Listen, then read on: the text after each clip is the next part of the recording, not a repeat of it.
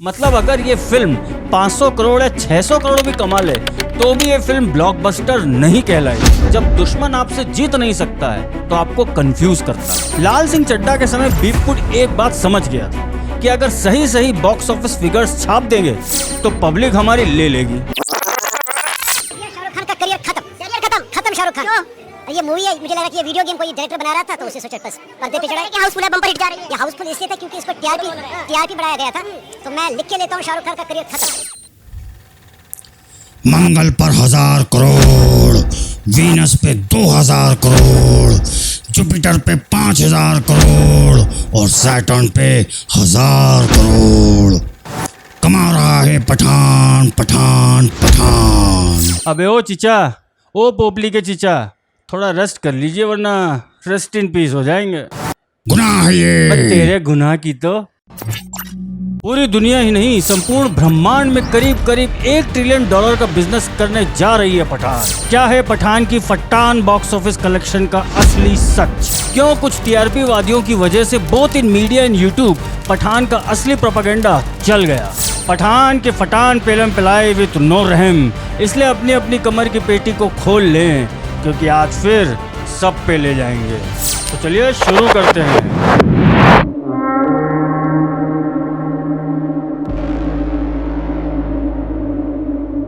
नमस्कार मित्रों, मैं सौरभ और आप देख रहे हैं भारतवर्ष। पठान मूवी की बम्पर बॉक्स ऑफिस कलेक्शन से एक बात साबित हुई है कि 2 दिन की चांदनी और फिर अंधेरी रात है। जी हाँ, यही बात सभी लोग मिस कर रहे हैं। आइए बिना समय गंवाए समझते हैं असली रीजंस। रीजन नंबर 1, मास बुकिंग। जी हाँ, मैंने अपने मूवी रिव्यू वीडियो में कहा था कि इस मूवी की मास एडवांस बुकिंग पिछले 1 वीक से चल रही है। कई थिएटर्स के पूरे दिन के शोज खरीदे गए हैं। पठान फिल्म 25 जनवरी तक पूरे देश में 5200 स्क्रीन पर लगने जा रही थी और ठीक इसी दिन 300 और शोज बढ़ा दिए गए। मतलब पूरे भारत में इस मूवी को 550 स्क्रीन मिले with no competition from any film. Clear run.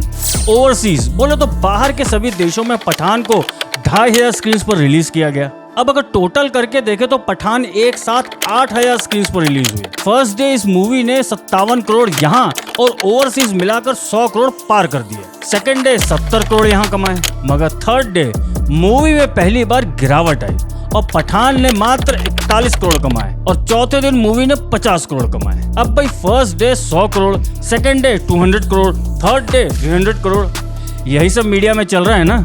मगर ओवरसीज कलेक्शन में एकदम उतना ही उछाल क्यों है जितना हमारे देश में है? बोले तो सीधा डबल। मतलब जितना यहाँ कमाया उतना ही ओवरसीज में भी। ऐसा इसलिए कह रहा हूँ कि अभी तक किसी भी बीफवुड के क्रिटिक माफिया ने ओवरसीज का ब्रेकडाउन नहीं दिखाया है कि कौन कौन से कंट्रीज में कितनी टिकट्स की सेल्स हुई हैं। दिखाएंगे भी नहीं, चिंता मत करो। तरण आदर्श के ये 2 ट्वीट्स देखो।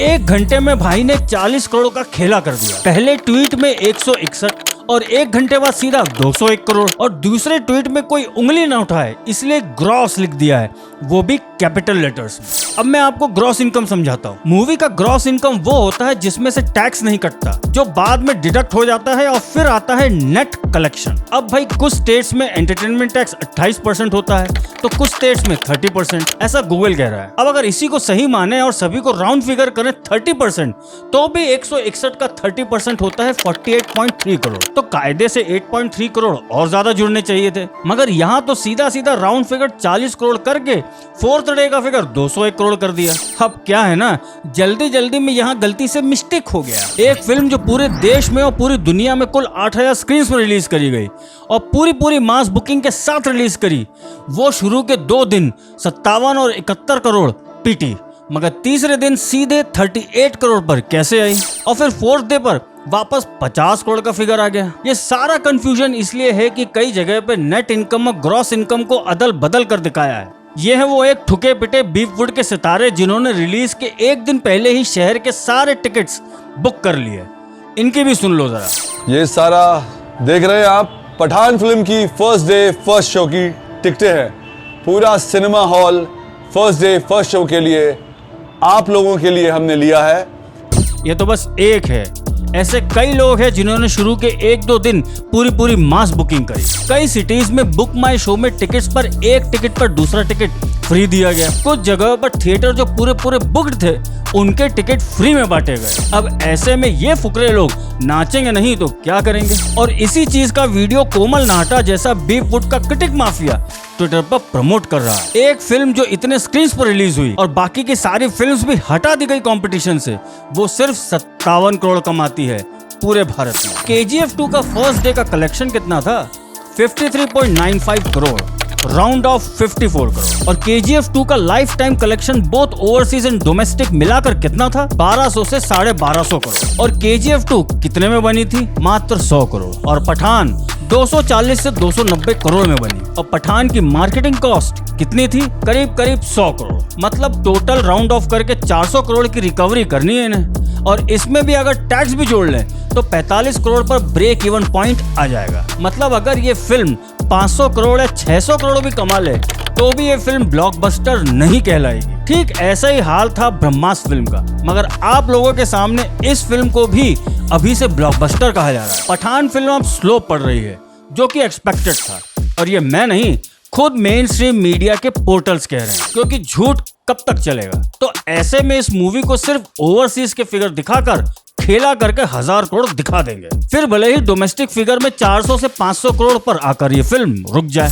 अब इसे छोड़ो, 16 करोड़ में बनी फिल्म कांतारा 400 करोड़ कमा गई। क्या इसे ब्लॉकबस्टर बोलेंगे या पठान को? 15 करोड़ में बनी film the Kashmir file 350 crore कमा गई। अब क्या इसे ब्लॉकबस्टर बोलोगे या पठान को? भैया जरा अकल लगाओ और होश में आओ। जब दुश्मन आपसे जीत नहीं सकता है तो आपको कंफ्यूज करता है। लाल सिंह चड्ढा के समय बीफवुड एक बात समझ गया था कि अगर सही बॉक्स ऑफिस फिगर्स छाप देंगे तो पब्लिक हमारी ले लेगी। इसलिए ब्रह्मास्त्र फिल्म में भी और पठान फिल्म में, दोनों ही फिल्म्स में बॉक्स ऑफिस फिगर्स में ऐसा कंफ्यूजन का खेला हुआ। थोड़ा टाइम रुक जाओ, कुछ दिनों बाद सारी सच्चाई सामने आ जाएगी। कितने थिएटर्स बुक थे, कितने थिएटर्स खाली थे। अगर ये फिल्म थोड़ी भी लॉजिकली ठीक होती तो ये नौबत नहीं आती, मगर बीफवुड के लिए पठान एक ईगो बैटल से ज्यादा है, इसलिए इतने सारे हथकंडे अपनाए गए। मगर क्या कुछ गलतियां नहीं हुई हैं टीआरपी धारियों से? हुई हैं। रीजन नंबर 2, टीआरपी वादी। पठान मूवी का बेशरम रंग गाना एक ट्रैप था, जिसमें सारे तथाकथित राष्ट्रवादी हिंदूवादी ट्रैप हो गए। अकेले मैंने अपने चैनल पर इस गाने को रोस्ट नहीं किया था। ट्रेलर रिव्यू में मैंने इस गाने में सिर्फ एक लाइन दी थी, नॉटी अमेरिका से इसे कंपेयर करके छोड़ दिया था। और जिस दिन पठान मूवी रिलीज हुई उस दिन मैंने अखंडा का रिव्यू डाला था, जबकि सब तरफ पठान का रिव्यू आया था। ऐसा इसलिए क्योंकि मेरे लिए प्रायोरिटीज टीआरपी नहीं थी। मुझे पता था कि पठान की एडवांस बुकिंग का झोल होगा। पठान का बेशरम गाना एक फुल टॉस थी बीफवुड की तरफ से, जिस पर सभी लोग शॉट मारने के लिए आ गए और सभी लोग भगवा रंग ढूंढने लगे। और इधर बागेश्वर धाम पर मीडिया आ गया और पठान बच गया। जिनको व्यूज कमाने थे वो कमा गए और जिनको पैसा कमाना था वो भी कमा गए। और पब्लिक के हाथ क्या लगा? ये ठुकी पिटी स्टोरी जिसमें हमारे देश के रॉ के खिलाफ एजेंडा परोसा गया, आईएसआई को महान बताया गया, इंडियन आर्म फोर्सेस में कितने असंतुष्ट अनसेटिस्फाइड ऑफिसर्स हैं, ये नैरेटिव चलाया गया। हमारे देश में सैनिकों की भर्ती तो हर बार फौज की पूरी हो जाती है, मगर ऑफिसर्स की कमी आर्मी में हमेशा रहती है। कारगिल में हमने सैनिक भी खोए, मगर सबसे ज्यादा यंग ऑफिसर्स भी खोए। मगर बीफवुड लगातार सन 2000 के बाद से कभी टाइगर सीरीज के माध्यम से, कभी लाल सिंह चड्ढा, कभी वॉर फिल्म के माध्यम से, तो अब पठान के माध्यम से ये नैरेटिव बना रहा है कि आर्मी ऑफिसर से ज्यादा देशभक्त एक एक्स आर्मी ऑफिसर होता है, और खासकर वो जो रिटायर नहीं फौज से निकाला गया होता है या फिर रोग बन जाता है। अब सवाल उन टीआरपी वादियों से भी बनता है कि आप लोग असली एजेंडा कब समझोगे? पद्मावत फिल्म के समय क्या हुआ था? संजय लीला बंसाली की यूनिट ने खबर उड़ा दी कि अलाउद्दीन खिलजी और रानी पद्मावती का एक सीन शूट होना है जयपुर के पैलेस में। बस फिर क्या था? सब के सब एकदम कूद पड़े इस बात पर, जबकि फिल्म में ऐसा कुछ नहीं था। संजय लीला बंसाली ने तो थप्पड़ भी खा लिया और इसकी टीआरपी अलग बटोरी। और इनफैक्ट पद्मावत फिल्म इतनी मीडियोकर थी कि उसकी पूरी मार्केटिंग इन्हीं लोगों ने पूरे देश में फ्री ऑफ कॉस्ट कर दी, जो खुद संजय लीला बंसाली अपने दम पर नहीं कर पाता। ठीक ऐसा ही पठान में हुआ। पठान मूवी का विरोध का कारण आईएसआई प्रेम होना चाहिए था, पाकिस्तान प्रेम होना चाहिए था, न्यूडिटी होना चाहिए था, रॉ और इंडियन आर्म फोर्सेस के अपमान होना चाहिए था। इवन पठान मूवी में एक और एजेंडा चलाया गया। 2 साइंटिस्ट दिखाए गए जिन्हें जॉन अब्राहम किडनैप करता है, एक हिंदू और एक मुस्लिम। मुस्लिम को पठान छुड़ाता है, हिंदू को जॉन अब्राहम ले जाता है और वायरस हिंदू वाला बनाता है और मुस्लिम वाला कुर्बानी दे देता है। मगर ये सब छोड़कर यहाँ तो कुछ और ही के पीछे पड़ गए सब। लाल सिंह चड्ढा में ये गलती नहीं हुई थी और बीपवुड ने भी असली फिगर्स पहली बार सामने रखे थे, मगर इस बार वो गलती बीपवुड ने नहीं करी और सभी लोग दीपिका पादुकोण के भगवा रंग में उलझ कर रह गए। और इधर जो एजेंडा चलाना था वो चल गया। और शायद इसलिए भी मैंने पठान के रिलीज के दिन टीआरपी नहीं कमाई, अखंडा मूवी को प्रमोट करके असली हिंदूवादी कमाए। अगर सभी लोग एक होकर अखंडा मूवी को प्रमोट करते तो ये मुद्दा क्यों नहीं बनता कि एक मूवी जिसे हिंदी में रिलीज हुए 4 दिन भी नहीं हुए उसके सारे स्क्रीन्स कैसे हटा दिए। मल्लिकापुरम को क्यों नहीं प्रमोट किया? क्या मल्लिकापुरम ने अकेले मलयालम में ही 100 करोड़ नहीं कमाए? अगर पठान के सामने ये 2 मुद्दे आते तो क्या ये हालत होती? मगर कहते हैं ना, आजकल यूट्यूब पर भी टीआरपी ही परमो धर्म हो गया है। राष्ट्रवादियों के दुलारे सुधीर चौधरी कल के अपने ब्लैक एंड व्हाइट शो में पठान की तारीफों के पुल बांध रहे हैं। इसकी सफलता को भारत के हिंदू मुस्लिम एकता का प्रतीक बता रहे हैं। गंगा जमुना तेजाब पूरा वीडियो नहीं चला सकता वरना आज तक वाले स्ट्राइक मार देंगे। ये क्लिप हमारे टेलीग्राम चैनल पर पहले से उपलब्ध है, डू चेकआउट। और साथ में एक बोनस क्लिप और है, इन्हें पहचानो, ये हैं अभिशार शर्मा। हमेशा की तरह बिक जाते हैं मगर इस बार लगता है पैसा इन तक पहुंचा नहीं, तभी शायद सच बोल गए।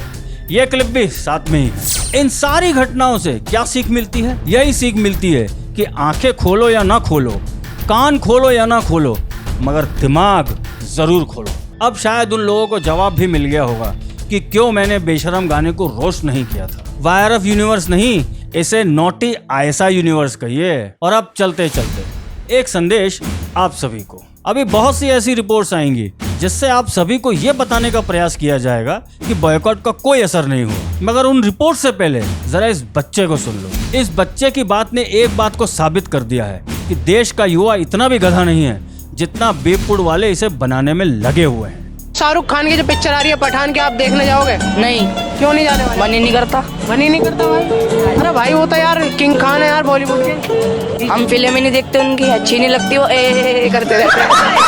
भाई ऐसे करते हैं। अगर आप भी पठान को मिल्की वे गैलेक्सी से भी बाहर की गैलेक्सी में रिलीज करवाना चाहते हैं तो इस वीडियो को लाइक, कमेंट, शेयर और चैनल को सब्सक्राइब अवश्य करें, क्योंकि इस नए भारत के भाग्य विधाता हम हैं। धन्यवाद।